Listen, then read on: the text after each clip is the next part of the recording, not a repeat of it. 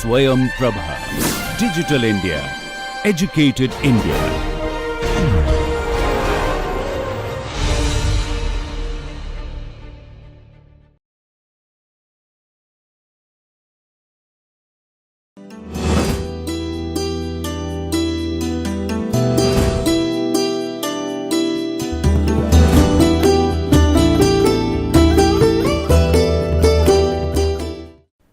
Hello viewers, welcome back to this NPTEL course on Education for Sustainable Development. So, today we will discuss a new topic, that is ESD for global partnership. So it is related to SDG 17 Sustainable Development Goal 17. So, today we will be discussing about this thing. You can see some of the pictures of what the name implies, what the global partnership implies across the globe. So, across the sectors, across the population, across the groups, across the countries, etc. So, global partnership means how can we achieve it for sustainable development goal, and ultimately through this global partnership, the SDG 17, we can also achieve all the countries would be able to achieve all other 16 SDGs. So, in achieving other 16 SDGs, the SDG 17 can be a can be a network, can be an enabler, can be an enforcement, can be a that means network to help all the countries, both developing and developed countries, for achieving these all other 16 SDGs. So, as you can see, the global partnership for education, for business, for industry, for health, for all across all the sectors. So, the goal 17, as you can see, strengthen the means of implementation and revitalize the global partnership for sustainable development, and it automatically includes all the vital areas like finance, like in strengthening the finance resource mobilization, including your international support to the developing countries, domestic capacity, tax, and all kinds of other even revenue collection. So, that is in case of the financial transactions. Then technology also, in case of technology, that means innovation, technological innovation, international cooperation with regard to science and technology, access to technology innovation, enhancing the knowledge sharing network. So, all this with regard to sharing the technology and using the technology for enhancing this networking and partnership and achieving all other SDGs is also another domain. Similarly, third is the important area is capacity building.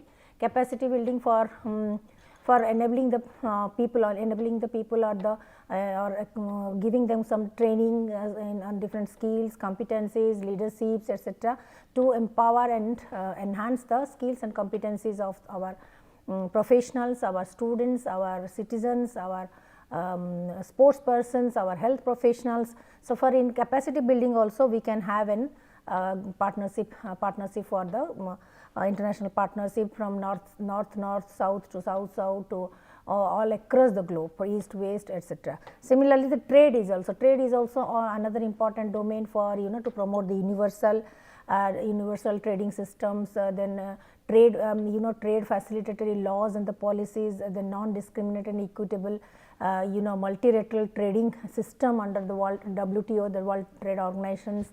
So, for giving all kinds of the trade, that means the trade policy should be user friendly, should be country friendly, so business friendly, so that the more and more investments can be done in the countries, within the countries, as well as the more and more export business can also be enhanced.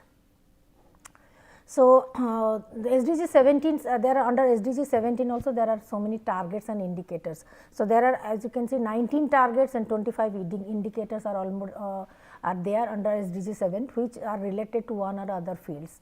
So, SDG 17's vision is for strengthening and streamlining the cooperation between nation states, both developed countries, developing countries, east and west, southeast Asia, south, north, all kinds of things. That means to develop a SDG related shared framework and a shared vision for for working together in a very collaborative way, cohesive way, and way forward to achieve all the SDGs by 2030. So, this kind of network also it promotes the international trades transactions, developing it also helps the developing countries, not just in terms of the business import and export trading policies, but also in financial resources for so to financial resources. So there, so that means to you can say to popularize, to advocate, to implement a kind of trading system which will be more rule based, more equitable, more universal in nature, to facilitate, to help the developing nations as well.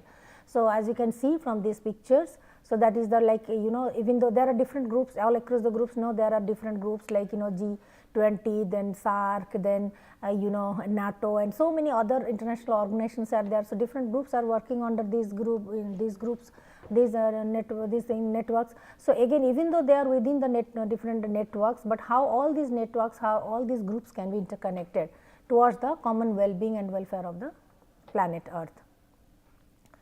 So now you can say then how to maximize the partnership, So as per the Charles Darwin's definitions and statement, it's a long history of humankind that those who learn to collaborate and improve most effectively have prevailed. That means it promotes the collaborative learning, collaboration, cooperation. So and that can give us the maximum output, maximum outcome for the effective well-being, happiness, and prosperity in any country or across the globe. So that is the Charles Darwin's principles, or I can say that his philosophy. So that therefore a sustainable development program or agenda, it requires a partnership between the governments and private sector, civil society. So it will be a multi-stakeholder partnership, as well as of course politics, political parties, political situation of the country, the government, the governance, and the and you can say the philosophy or the world views of the particular government of a country, their international relations, then their business transactions, their networking, and then their ethos, their values and principles like the democratic values. All these kinds of things also matters a lot in developing that international network or the international bonding network and partnerships. So automatically it comes into that, means how strong that bonding is, how strong that network is in shared vision, in shared goals, and in giving the priorities to people and people, planet, and prosperity.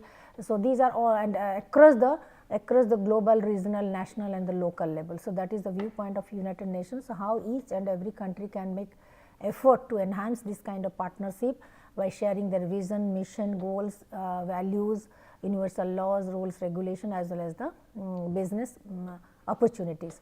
So therefore, but the thing is that all these ideas, technology, institutions, and resources are already available, but how can we leverage this? How can we utilize it in a competitive advantage way? So that is the main thing, that all the ideas, people, technology, institution, resources are already available, but how to engage them, how to utilize them, how to combine them in new and transformational way, so that we can achieve or we can maximize the partnership, global partnership impact. So that is the primary objective.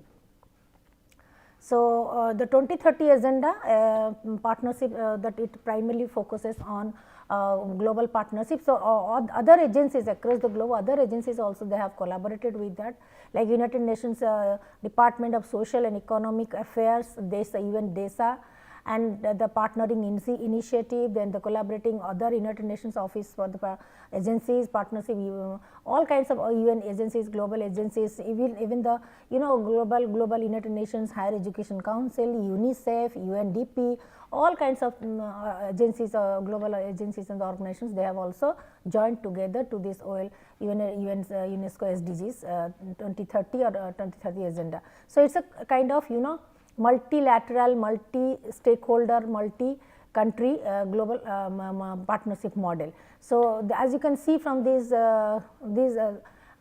image, this framework, you can see this is the UNESCO framework. First thing is that individuals with the partnering knowledge and skill, individuals with the partnering according to different domain knowledge, skills, competencies, etc., different domain, like maybe trade, maybe finance, maybe technology, etc. The individuals, they will partner with similar kind of knowledge and skills, or first in one domain, then organizations that are fit for this partnering, then across the globe, maybe regional level, maybe national level or global level, which are the organizations that are fit for partnership, like because of their experience, because of their licensing, because of their reputation, because of their already developed competencies and resources, etc. So, thereafter partnership built to good practices and standards. So, how this partnership can be made to improvise, to enhance the efficacy and efficiency of our organizations, of our people, of our stakeholders. So, that is the major concern of this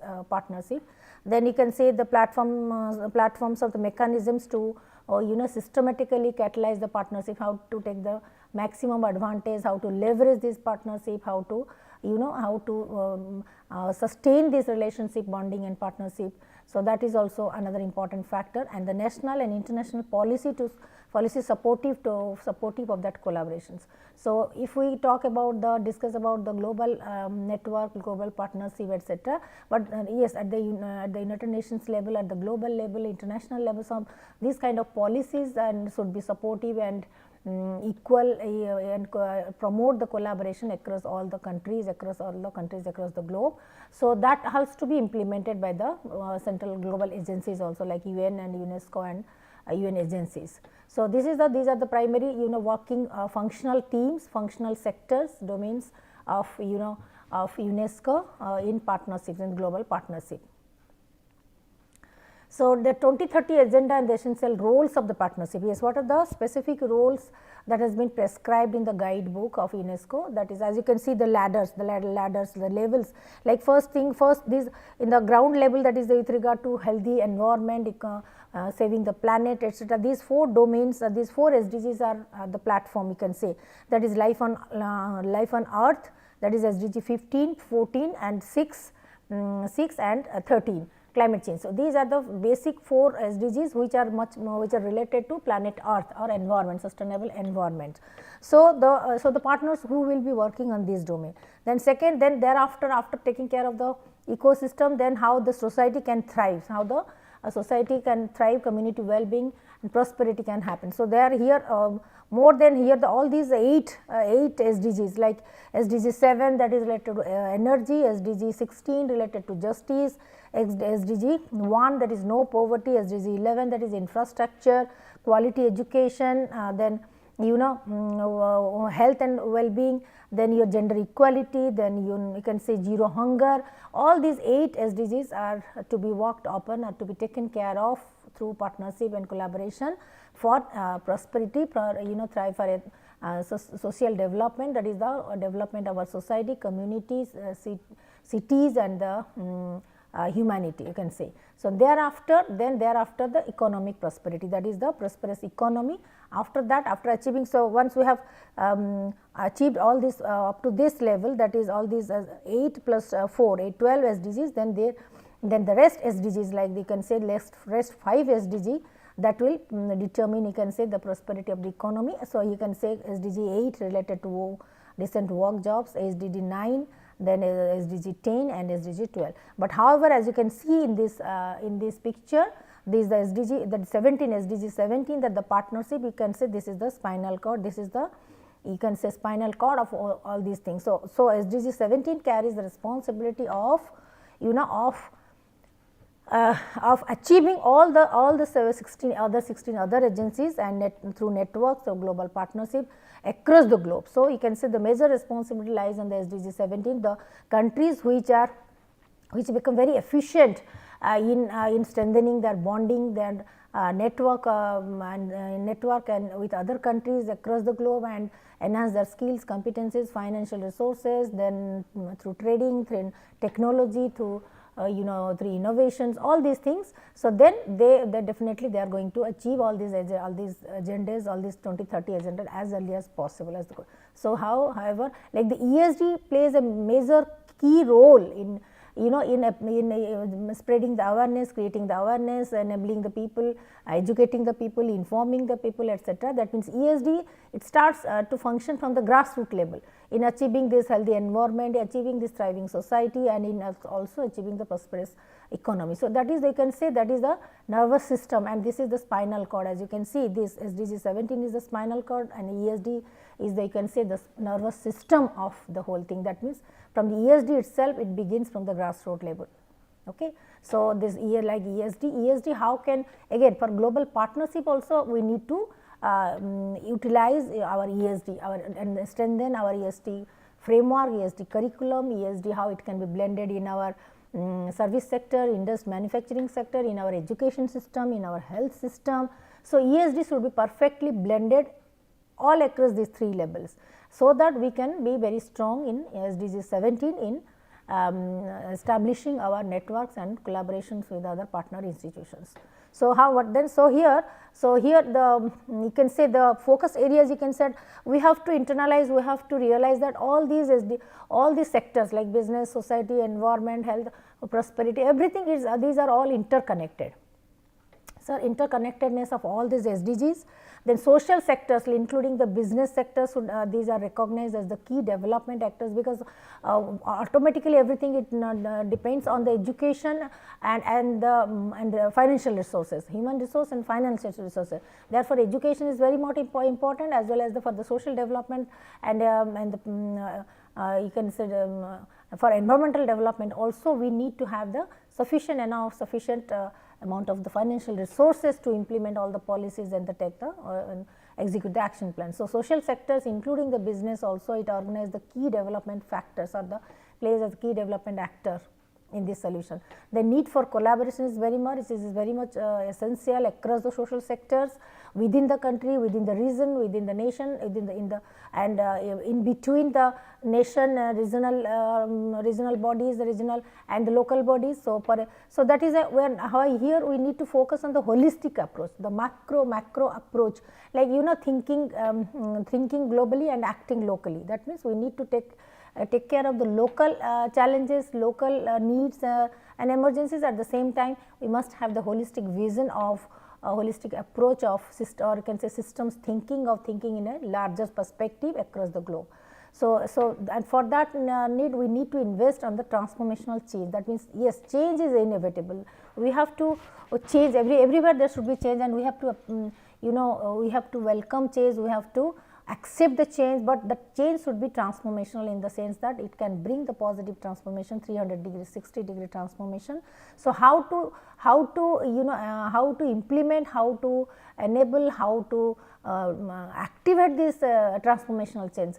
For that, not only we need education and educational tools, experts, training, etc., but also we need huge investment. Okay. So, therefore, this the two primary domains are health and education. We need to invest a lot. So, health, education, and thereafter business. So, these are the primary investments required, the investment required in these areas to bring the transformational change in the society. And of course, need for the innovative approach. That means, always we should have, all of us, we should have an innovative thinking, innovative approach, innovative way of not just about the products, but also in service, in practices, in even rules, regulation, and day-to-day transactions.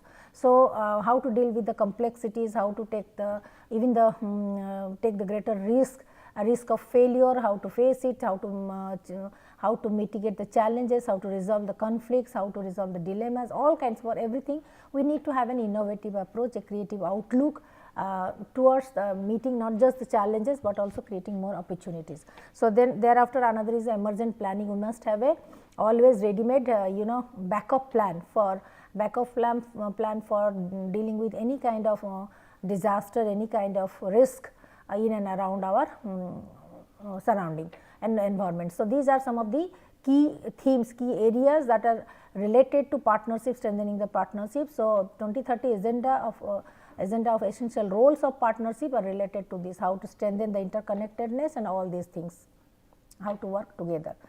Then I can say understanding the different stakeholders again. So, in this partnership also there are different stakeholders.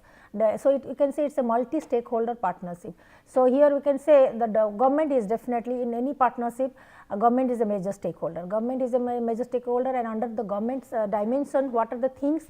Like democratic representation of people, delivering national defense, law and order, collection of the taxes, then you can say rules, regulation, banking system, provide the public services, a public infrastructure, business policies, environmental rules and policies, and policies and regulation for the trades and the export business. All these things it comes under the government's domain, government's responsibility. Then business, and some of the business houses like the private sector. So, private sector business are also there who can directly invest. So, and in terms of the partnership, so to take the financial. So, what is the rules and regulation of that distribution of goods, services, and for the public, and how they can what is the whole system of the process of our supply chain of that transaction. Then to make the financial profit for the investors and the owners, and again how can they invest a percentage of their profit in the social activities in these SDG areas. So, these are the so business organizations, they can be a partner, they can be a stakeholder, government can be a stakeholder.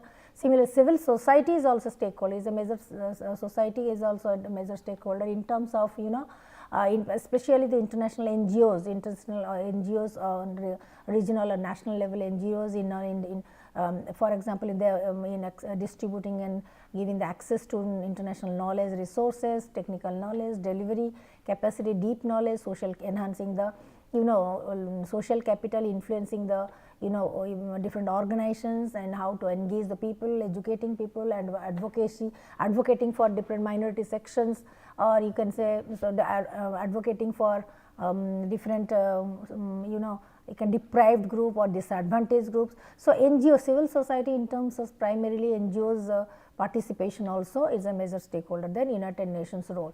United Nations role is to support the governments in building and strengthening the national capacities, and also helping out the organization, helping out the government, different governments in enabling in delivering and achieving the national agenda, also promoting sustainable development, and of course, definitely delivering the humanitarian aids in case of the emergency, like for example, presently this in Ukraine war, or in kind of any natural calamity or any disaster, or even in COVID-19 pandemic also, how to reach out to the people and in delivering the humanitarian aid like food, medicines, clothes, etc. kind of things. So, take care of holding the human rights in case of every individual's in civil rights in terms of equality and access to resources, etc. So, upholding the human rights, then upholding the international law to maintain the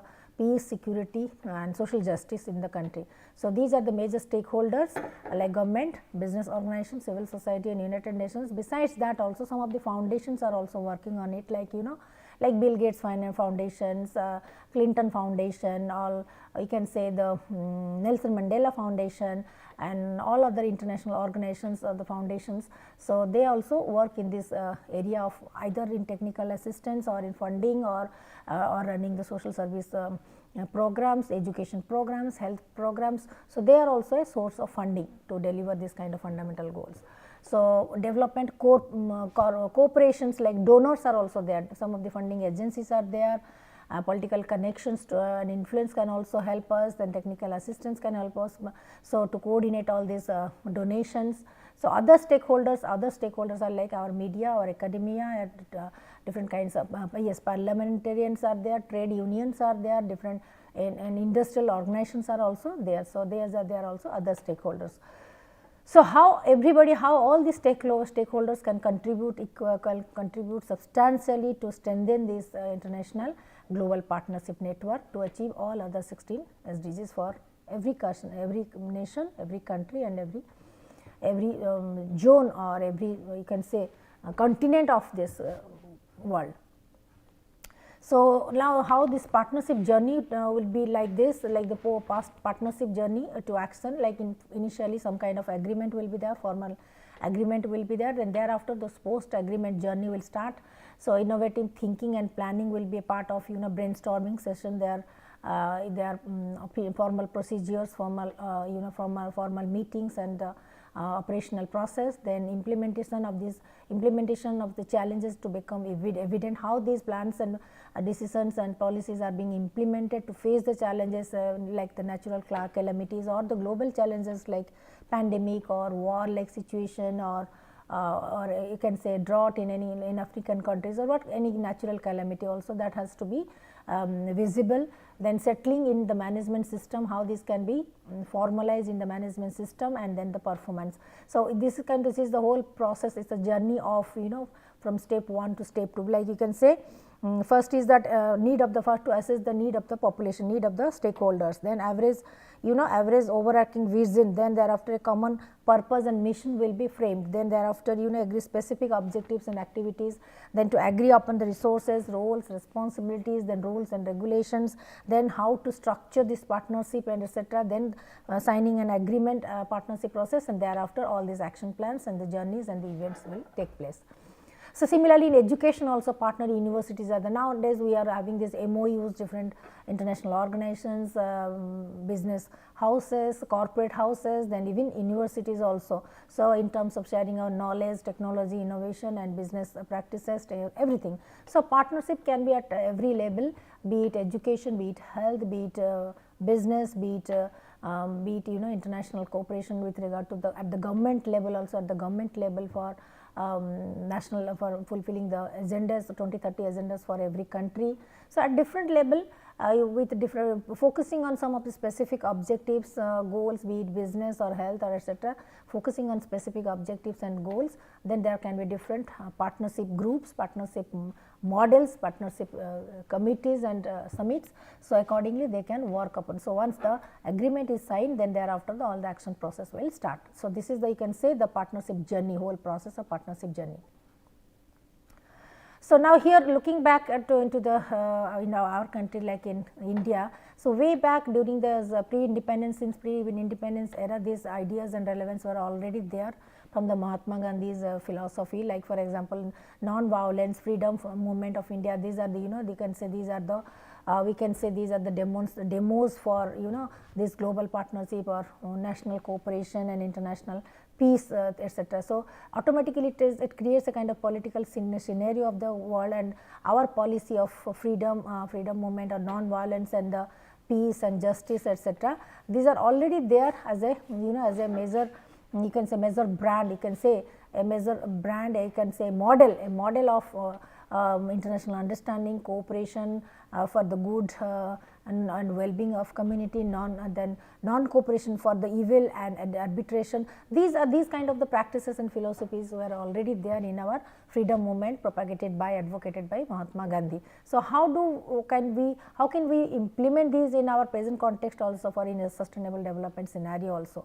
Like this idea of trusteeships and corporate social responsibility. So Mahatma Gandhi Gandhiji has already introduced this kind of idea of trusteeship, because he, since his freedom movement days, he has already advocated that wealth should be distributed, should be used for the betterment of the humanity rather than for personal indulgence. He has already advocated for this, and you can say during this pre-independence era itself. So similarly, how this all this is his philosophy being self-sustainable, like depending, like all being self-sufficient in food, self-sufficient in clothing, self-sufficient in our day-to-day usable goods. So the Gandhiji has already taught us regarding this being sustainable and self-sustainability.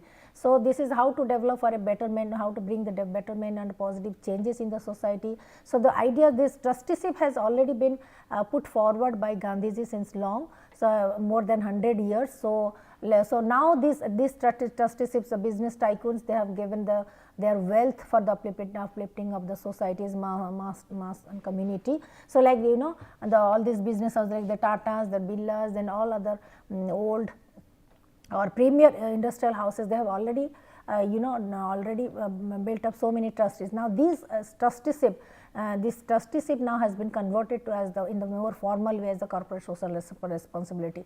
Now this CSR initially it was voluntary, but now since long it has been made the mandatory component of all the business houses and profit making agencies. Like from that profit, I think the 2% of their profit they have to invest in the society for social development, community development. So any of the area of the sustainable development, either health, education, environment, whatever. So the SDG pillars and how these Gandhian ideals, how these SDG pillars and Gandhian ideals can be perfectly blended. Like as you can see, the Gandhi's ideas of ethical living, value based approach, sustainable consumption, sustainable production, automatically it also relates to our SDG goals. Similarly, a technique of non-violent protest and a technique of satyagraha. Also, it also carries the means of combating any kind of social and environmental threats, risk taking. So, how this Gandhi's philosophy can be perfectly blended in the sustainable development? As you can see, in environmental model, like a viable natural environment, for that sustainable natural and the natural and built environment is very much required, and sustainable economic development. Then social, in nurturing social development, also Gandhiji has Gandhiji Swachha, Gandhiji's you can say that is Swachha Bharat, clean community, nurturing the community, then economic, that self-sufficient economy in terms of self-sustainability, taking care self-sustainability in food, then education and health, etc. So, equitable social environment in terms of justice, etc. So, this Gandhian philosophy can also be perfectly blended in sustainable development framework in this triple bottom line pyramid. So, and it will help us, especially for us, for the country like India and Indians. So, we can get the maximum benefit of this Gandhian model for sustainable development. So, how we can perfectly blend, because since long Gandhiji has already advocated for sustainable consumption, this propagating this khadis and the country, that is our own indigenous products, khadis, and all kinds of indigenous practices like handicrafts, through agriculture to medicine to everything. So, these things I think we already have this heritage, tradition and heritage of sustainable living and practices, through that we can perfectly blend with our 17 SDGs goals. So, then it can help us and enable us in achieving the all other sustainable 16 goals, as well as the 17 that is sustainable development goal partnership, global partnership. Now, I am just completing it right now. In the next class, we will continue with this topic. Thank you.